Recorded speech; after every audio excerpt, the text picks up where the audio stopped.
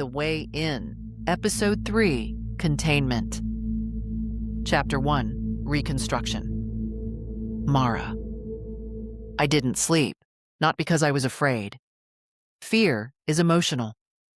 What kept me awake was reconstruction, the discipline of replaying an incident until the mind stops trying to protect you and starts giving you facts. In my line of work, you don't get to keep comforting stories. You get timelines. You get angles. You get the moment a decision was made and the moment it became irreversible. Tiger watched me from the back of the couch, a warm orange lump with the unearned confidence of a creature who believes the world exists to refill his bowl. Every time I looked up from my notebook, he met my eyes like I was the one acting strange. I wanted to hate him for it. Mostly I envied him. I kept the lights low and the apartment quiet because noise invites explanation, and I didn't have one. I had only sensations, the pressure behind my eyes, the delayed world, the way my hands felt heavier than my intentions. I wrote on paper because paper doesn't ping a server and paper doesn't generate a log. Paper is blunt. Honest. First, handedness. I am right-hand dominant. That's muscle memory, the kind you can't fake even if you try. But in the review suite, the left hand led. On the keyboard, on the mouse, on the package at the convenience store. Not clumsy, not hesitant. Confident, like a driver who already knows the route. Second, voice. My voice spoke, but it wasn't mine. The sound was familiar, the cadence wasn't. A soft southern pull on certain vowels, subtle enough to miss if you weren't listening for it. I have been trained to listen for it. Third, language. 2 words whispered under my breath, a thought that didn't belong to me until it did. Stay open. I'd heard it as if it was an instruction. Not to me. Through me. Fourth, intent. The burner phone, the cash, the call, the sentence that keeps circling the drain of my mind. She'll fracture again, not you. She. Like I wasn't present. Like I was a study. I tried to anchor the way they teach you in interrogation resistance. Name, rank, location, time. It worked late after the fact, when my body was already back in my hands. During the event, the anchor slid away like a bar of soap in a shower. That detail matters. If this were my PTSD flaring, my anchors would still exist. If this were dissociation, the fog would be mine. What happened felt organized. At 3:17 a.m., Tiger jumped down, padded into the kitchen, and stared at his bowl like he could will it full. I fed him. The dry rattle of kibble against ceramic sounded obscene in the aftermath of something impossible. Then I sat back down and wrote one more line. Not evidence, but a vow. Next time, I will not waste the moment in fear. Next time, I will watch. Chapter 2, DIA Review. DIA headquarters is built to make you forget the outside world exists. No windows in the corridors, doors that don't open unless your badge says you're allowed to be the person you claim to be. White noise in the ventilation that keeps conversations from traveling. The building doesn't feel sinister. It feels controlled, which lately has started to feel like the same thing. I moved through security the way I always do. Head down, posture neutral, eyes up. Nobody here asks how you're doing unless they're required to. Concern is a liability. Curiosity is a risk. We trade in probabilities and silence. The review meeting began at 9 a.m. 2 supervisors and a psychological liaison, all of them polite in the way people are when they're measuring you. They played the new witness footage again, the 34 seconds that had reopened a closed shooting from my past. The angle cut away the threat that made my decision justified. The audio flattened the environment until the shot sounded like an impulse rather than an outcome. "Does this align with your recollection?" one supervisor asked. "No," I said. I kept my voice steady. "The timeline conflicts with the operation log. The framing removes the approach and the verbal warnings." The liaison asked about sleep, about irritability, about nightmares. They used clinical words. They did not use the word that hovered behind every question: compromised. I answered with enough truth to satisfy the form. Yes, I'm in treatment through the VA. Yes, I'm compliant. No, I haven't experienced hallucinations or blackouts. I didn't say, I watched my body move without permission. I didn't say, I heard my mouth speak a sentence I didn't choose. Not yet. A confession made too early becomes a cage. After the meeting, I requested technical verification of the file. Officially, it was due diligence. Unofficially, it was triage. I pulled the metadata into a secure workstation and stripped it down to fingerprints, encoding, compression, timestamp, device signature. The clip had been reprocessed, not in a sloppy way, in a careful one. There were re-encoding artifacts that shouldn't exist if the footage was uploaded straight from a phone. The timestamp had been rewritten, not just rounded. The file header carried a signature consistent with desktop editing software, the kind that doesn't live on a civilian's camera roll by accident. Which meant the video wasn't simply discovered, it was manufactured. And the purpose wasn't to convict me. It was to destabilize me. That realization should have relieved me, proof that my memory wasn't wrong, that my past wasn't suddenly rewritten. Instead, it made my stomach drop. Because it meant someone had wanted me alone with doubt. Someone had wanted my certainty to crack. If the doubt was engineered, then the intrusion wasn't random. It was a planned response to a predictable opening. I closed the workstation, printed nothing, saved nothing, and walked out like nothing happened. In this building, you survive by wearing calm-like armor. But under the armor, my mind was already building a map. Who benefits from reopening a dead review? Who benefits from making an intelligence officer question her own memory? And why would that question be the key that lets someone in? Chapter 3. Store Investigation. I went back to the convenience store after work, not because I expected answers, but because I needed a physical anchor. In the military, after-action reports are built around hard points. GPS coordinates, timestamps, witnesses. Your brain lies under stress. Concrete doesn't.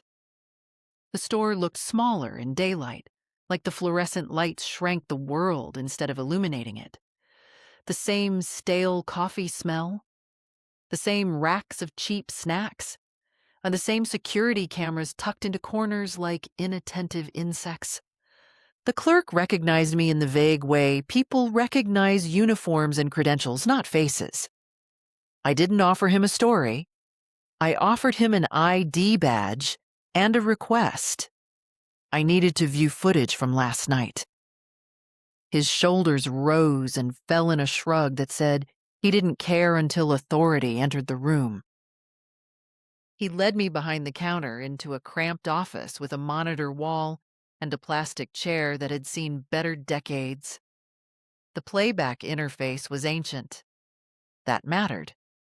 Old systems keep old truths. No cloud backups, no clever edits, just grain and time. We scrolled to the timestamp, and then there I was. My body pushed through the door with purpose. Not rushing, not casual. purposeful. My head turned once, scanning the aisle and the counter like I was checking exits. My shoulders were slightly forward, as if I was wearing a different posture. I didn't stop to browse. I didn't hesitate. My left hand reached into my pocket and produced cash. Left, like it belonged there. I watched my hand place the bills on the counter, watched my fingers accept the burner phone in a motion that looked practiced, watched my mouth speak. The audio was thin, but it existed.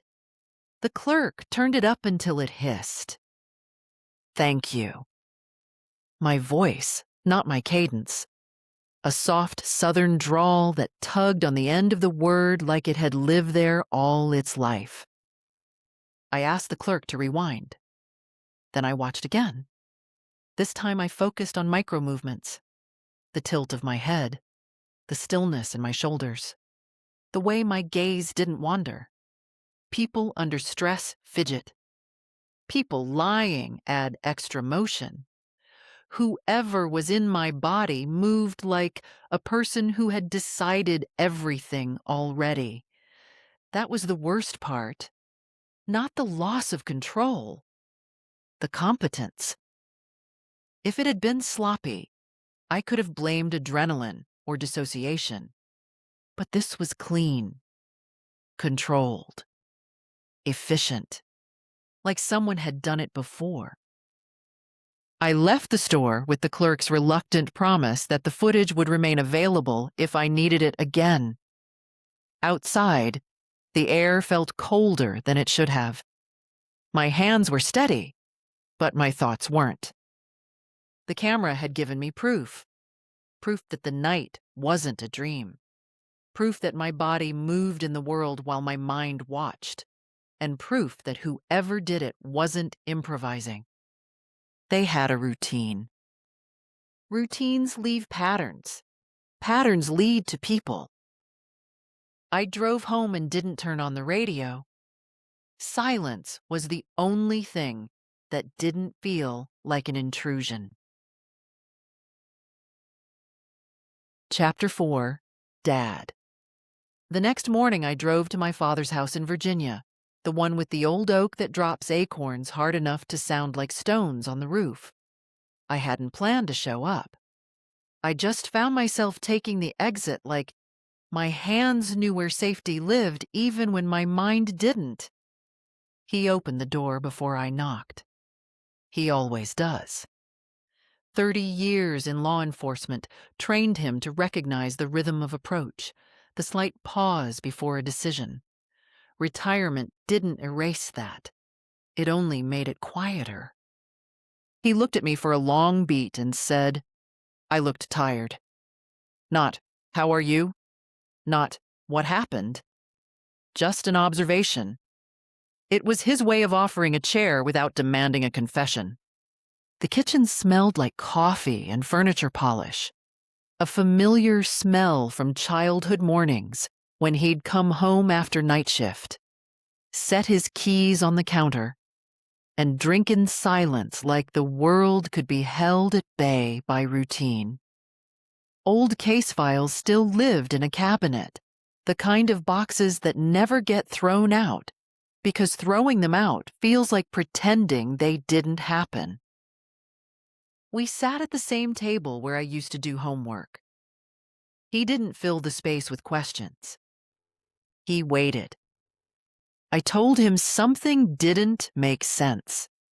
That was true without being specific. His eyebrows rose slightly, the smallest invitation. I asked him my hypothetical.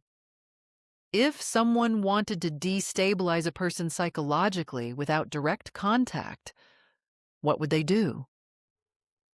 He didn't answer immediately. He leaned back and stared toward the window, like he was sorting decades of cases into categories. Then he said, doubt. He explained it the way only someone who has watched people break can explain it. Pressure is survivable because pressure has a shape. You can point to it. An investigator, a judge, a scandal. But doubt is internal. It turns your own mind into the enemy. He said the most dangerous moment is when someone starts questioning their own memory. Not, did I do the right thing? But, did it even happen the way I think it happened? That kind of uncertainty makes people desperate for relief. Desperate people do predictable things. When I asked what happens if the target realizes someone planted the doubt, he shrugged like it was obvious. Then it's chess, he said, and you don't win chess by reacting. You win by seeing the board. Before I left, he gave me one line I knew he meant as a warning. If you're playing chess with someone you can't see, he said, assume they're studying your moves too. On the drive home, I thought about my training, compartmentalization, interrogation resistance, the drills that taught you to keep a piece of yourself untouched. I'd always assumed that piece was inviolable. Now I wasn't sure that word meant anything. Chapter 5. Pattern Research. Back at my apartment, Tiger was asleep in a sun patch, like the world hadn't changed. I didn't wake him. I sat down at my table and built a timeline. I started with the fabricated footage, where it surfaced, how it moved, who would have benefited. Then I added my symptoms. Pressure behind the eyes, delayed perception, the feeling of being pushed behind glass. Then I added the store footage, left hand, southern cadence, efficiency. The problem with any single anomaly is that it can be explained away. Trauma, stress, error, a bad file, a coincidence. The advantage of intelligence work is that you don't live on single anomalies. You live on repetition. So I searched for repetition. I pulled public archives first. News reports are sloppy, but they contain one thing internal systems often don't: the story people tell when they don't have clearance to know the truth. I searched for missing time, for sudden violence from unlikely perpetrators, for defendants who said the same kinds of phrases. It wasn't me. I don't remember. I feel like someone else did it. Most results were noise. Drug cases, psychotic breaks, domestic tragedies. But then I saw a headline that made the hair on my arms lift. Corporate fraud witness killed. Analyst claims memory gap. Daniel Hargrove. I watched the video coverage twice. The anchor's careful voice, the way the camera lingered on Daniel's face like it could extract guilt from pixels. Then a clip outside the courthouse. Daniel stepping through a crowd of microphones, eyes hollow, moving like someone walking through a dream. A reporter shouted a question. Daniel didn't answer, but his lips moved. I slowed the clip, zoomed, played it frame by frame. Not me. 2 words. No theatrics. Just a statement that sounded like truth because it didn't ask to be believed. I pulled more. Court filings, public records, the plea arrangement, the details that made his story fit. No murder weapon recovered, no ballistic match, no clean motive. But there was footage, grainy, partial, placing him near the scene, enough for a prosecutor to build certainty. Enough for a defense attorney to negotiate survival. I didn't see a monster. I saw a man drowning in a narrative he couldn't correct. And I saw a pattern: high pressure, isolation, a public spotlight, identity destabilizing under scrutiny, missing time, violence that served a convenient purpose, and a clean absence of evidence that would have proved intention. A door opening. I looked up the facility where Daniel was being held. I requested an interview under a neutral pretext, using channels that wouldn't trigger a full internal alert. I didn't label it supernatural. I didn't label it possession. I labeled it behavioral correlation. As I submitted the request, Tiger hopped onto the chair beside me and head-butted my elbow, demanding attention. I scratched behind his ears and whispered, mostly to myself, if he felt what I felt, he'll understand the question, even if he doesn't have the answer. Then I added one more line to my notebook. Daniel Hargrove. Confirmed present sensation. And beneath it, in smaller letters, find the way in. Chapter 6. Prison interview. The correctional facility sat 2 hours outside the city, surrounded by fences that looked less like security and more like a statement. Nothing inside here is allowed to spill into the world? The air in the lobby smelled like disinfectant and old metal. A guard took my ID, looked at my credentials longer than necessary, then looked at me as if trying to decide what kind of trouble I represented. The kind with a badge. The kind with a secret.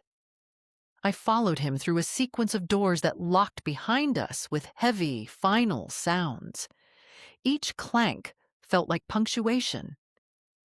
Daniel Hargrove waited behind reinforced glass in a visitation room that tried to feel ordinary and failed. A table bolted to the floor, plastic seats, a phone receiver on each side. He looked smaller than he had on television, not because he'd lost weight, but because the world had taken his posture away. Yet his eyes were clear, calm, analytical. Like a man who had been forced to study his own collapse until fear ran out and only observation remained. He watched me sit down, then picked up the receiver after I did. His first questions were predictable. Lawyer, reporter, someone from the company. I told him no to all of it. When I said I wanted to talk about the night of the murder, something in him settled, like we had finally arrived at the only place worth standing.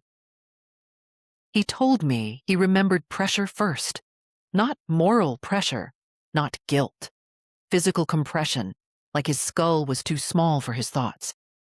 Sleep disappeared. Appetite followed. Then the strangest shift. Sentences forming in his mouth before his mind approved them. He described talking to his therapist and hearing himself say things he didn't mean, then trying to correct them and realizing the correction didn't feel like his either. I asked him about the mirror because it matched my own memory in a way I couldn't ignore. He didn't dramatize it.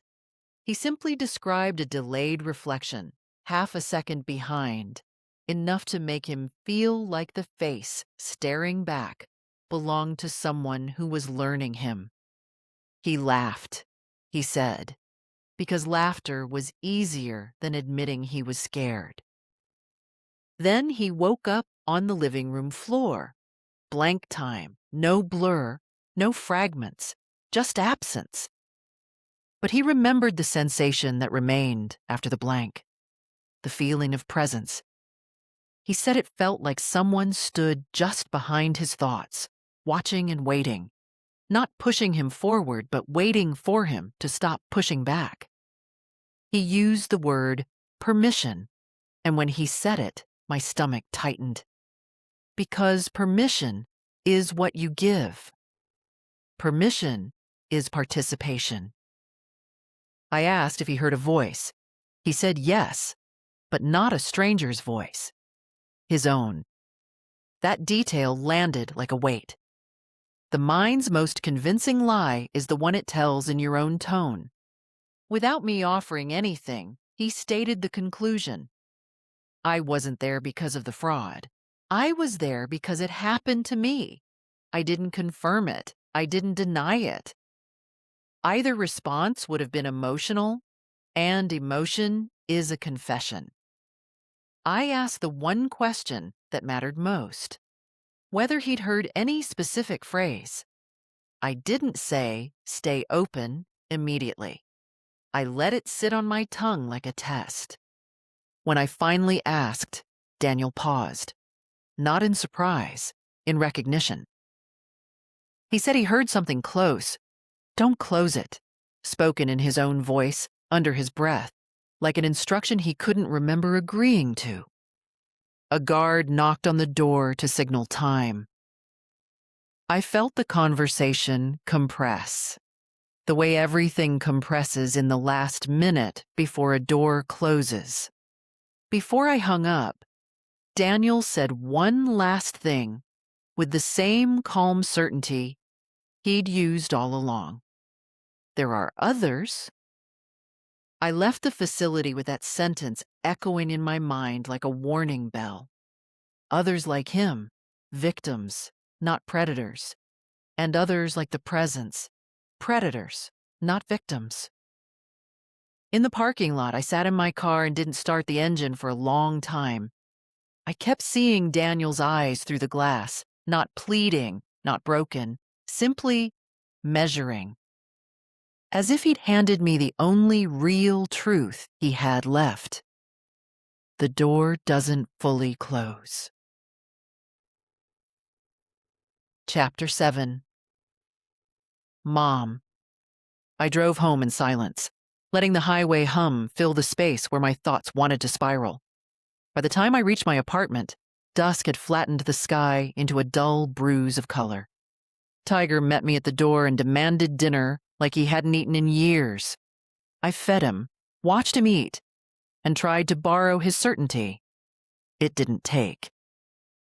I spread my notes across the table, the fabricated footage, the store camera stills I'd sketched from memory, Daniel's timeline, the phrases, the way both of us had used the same language without choosing it. Presence, delay, pressure, permission. My phone rang while I was staring at the word permission like it might change if I blinked. It was my mom. We talk less than we should, not because we're estranged, but because distance becomes a habit. After the divorce, she moved to Houston for work, a clean break from Virginia, from the old life, from the memories she didn't want to keep dusting. Our calls are usually light. Weather, work, who's traveling where, the kind of conversation you can have without touching the tender parts. She asked how I was doing. I said fine. She told me about a long week and a new client. Then, as always, she brought up the same thing. I still haven't visited. I told her I might come down soon. She laughed and said I'd been saying that for 2 years. Houston. After I hung up, the word stayed in my head, not as a destination, but as a coordinate. Daniel's case had happened in Texas. I didn't know where in Texas. News reports blur geography into a single shape.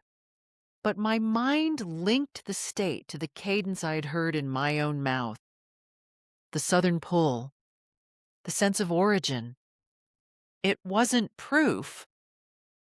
It was something worse. A lead that could become proof if I handled it wrong. I wrote Houston in my notebook anyway, then circled it once. Not because I was certain, but because I didn't want to forget the way my instincts reacted to it. Then I added a second line under it. If he's from there, he'll slip eventually. Tiger jumped onto the chair beside me and pressed his head against my arm as if to remind me the present was still the present. I scratched behind his ears, took a slow breath, and returned to the table. The door doesn't fully close. So I needed a plan for what happens when it opens again. Chapter 8. Nathaniel's Plan. Nathaniel. Mara Vale is disciplined. That is what makes her satisfying. I sit in a motel room that smells like bleach and old smoke, the kind of place people forget the moment they leave. Anonymous, mobile. The perfect habitat for a man who can't afford patterns in the physical world while he manufactures patterns in the mental one. On the bedspread, I have a notebook open and a single pen. No laptop, no phone, nothing that can be traced. I don't need devices to do what I do. Devices are for people who believe distance matters. I review Mara the way I used to review targets when I wore the Bureau's name with pride. Background, stressors, fault lines. The biography is always the easy part. 3 tours, embedded with special operations, the kind of work that teaches you to compartmentalize pain and keep moving.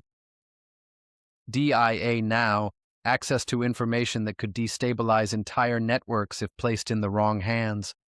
I don't want her because she's weak. I want her because she isn't. Weak minds collapse too quickly. They don't hold shape. They don't teach me anything. They burn out and become noise. Mara has architecture. Mara has locks. Mara has training that creates the illusion of immunity. Illusions are fragile. I think back to the first entry. The tightness of her mind, the way the door didn't swing open, the way I had to wait until she questioned her own memory. Doubt did what force could not. Doubt always does. I don't have to batter anything down. I only had to watch for the moment her narrative loosened. I smile at the simplicity of it. People worship willpower.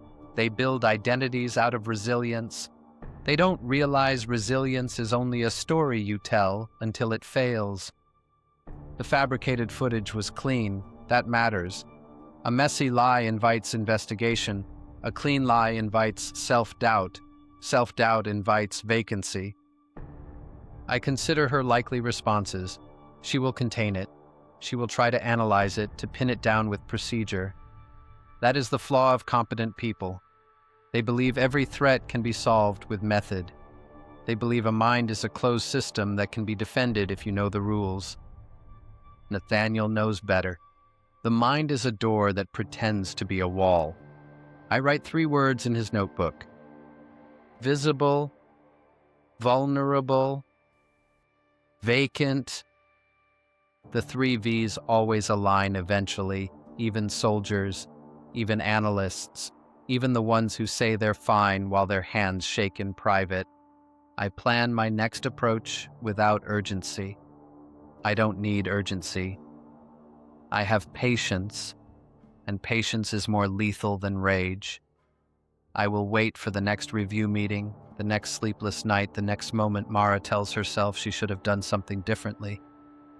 I will deepen the doubt, then step through as if I belong there. Next time, I won't settle for just taking a peek. Next time, I will take something that matters. A password, a file, a message sent from her account that cannot be unsent. I picture her hands typing while she watches from behind glass. I picture her certainty cracking into smaller pieces. I picture her telling herself she can handle it, because that's what disciplined minds do. They insist. I lean back and close my eyes.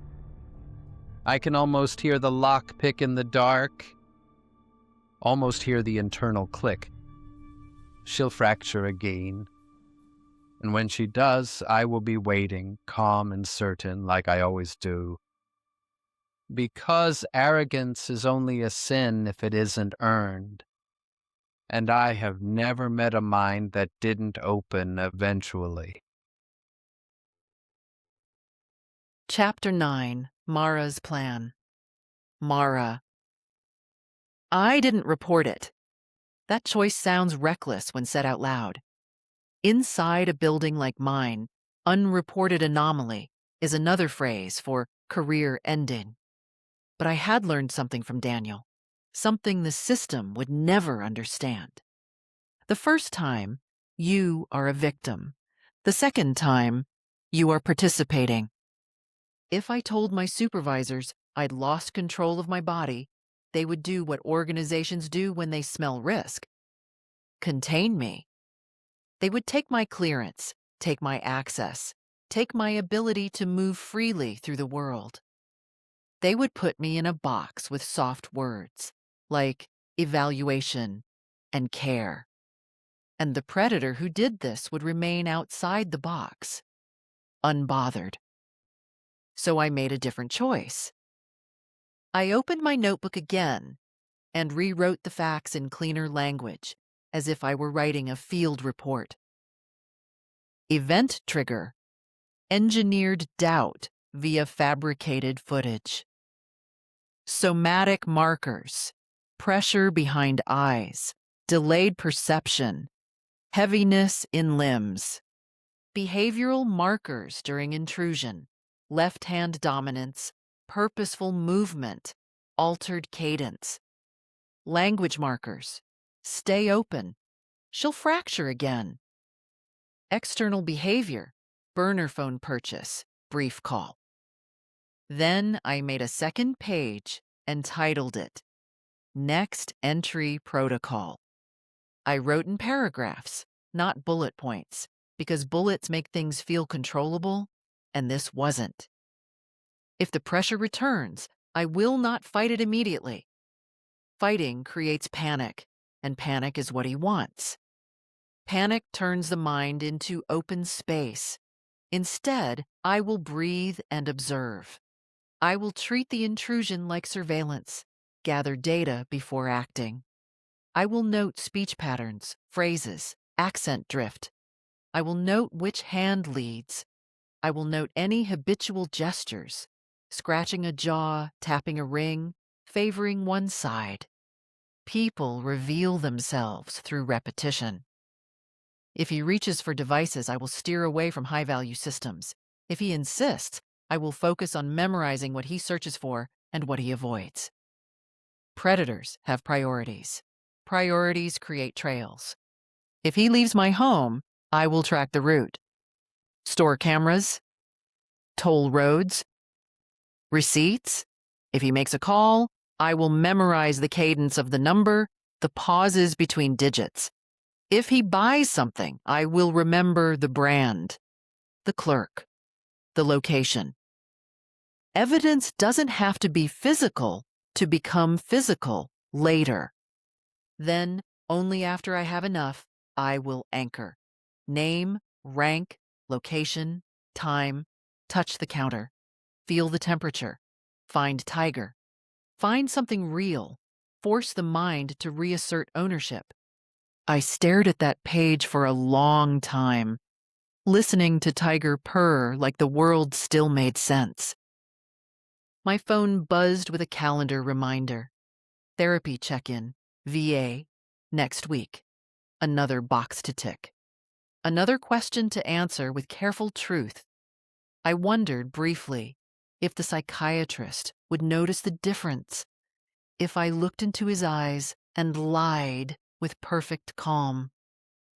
I recorded a voice memo for myself, a small insurance policy in case my memory becomes a battlefield. I spoke slowly and clearly, as if talking to someone else who might need it later. If it happens again, I said, do not resist immediately. Observe. Collect identifiers. Do not alert him to awareness. I stopped the recording and sat in the quiet. The apartment felt normal, but my mind didn't. Daniel's words lingered. The door doesn't fully close. I looked at my reflection in the dark window above the sink. For a moment, it looked ordinary. Then my brain offered the old memory, the delayed mirror, the half-second lag. And I felt that pressure flicker behind my eyes like a distant storm. Not an entry. A reminder. He believes I fractured. He believes I submerged. He believes the next time he steps inside my head, he'll find a vacant room. He has no idea I'm rearranging the furniture. Next time, I won't be confused. Next time, I won't be afraid. Next time, I'll be watching him the way he thinks he's watching me. And when he finally slips, when the accent deepens, when the habit shows, when the plan reveals itself, I'll take the one thing predators never expect their prey to take: control. That is containment. That is survival. And if there are others, like Daniel said, if this has happened before, then I won't be the last person he tries to use. But I might be the first person who remembers. Next time, I'll be waiting on the other side of the door,